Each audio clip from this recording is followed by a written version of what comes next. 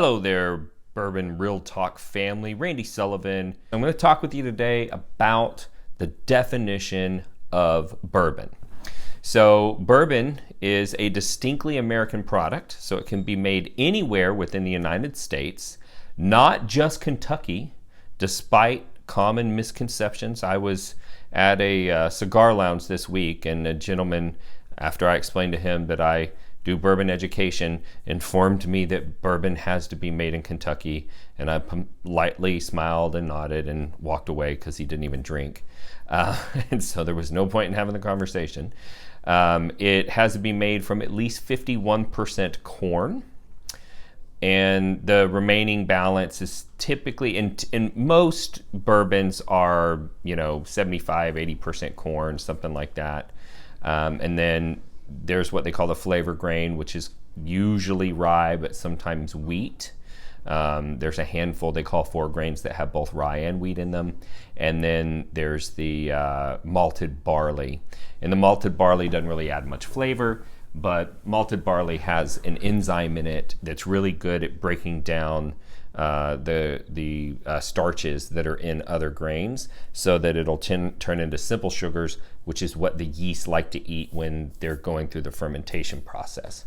When they distill the bourbon, it cannot be distilled above 160 proof. That's because whiskey has to maintain a flavor profile, and above 160 proof you start to lose some of those flavor components that help you identify what the original fermented product was that made that mash that's being distilled now. And when it goes into its aging container, and by the way, bourbon does have to be aged in a new charred oak container.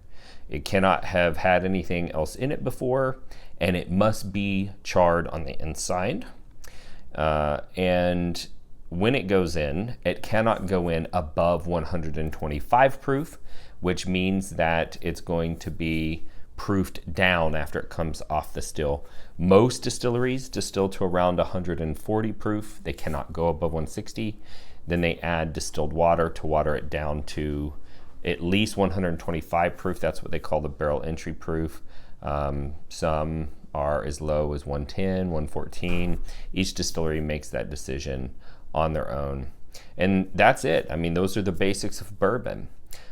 Interesting side note, all mash bill whiskeys in the United States must follow those same rules. So bourbon is a mash bill, which means 51% corn.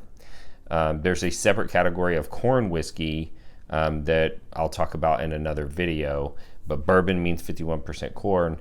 All the other categories are the predominant grain. So rye whiskey has to be at least 51% rye. All the other rules are the same. Wheat whiskey, it has to be at least 51% wheat. All the other rules are the same. Malted whiskeys, again. So that's just basically how we handle things when it comes to a mash bill whiskey in the United States. So if you have any questions, just throw them in below, and I'll see you next time on Bourbon Real Talk.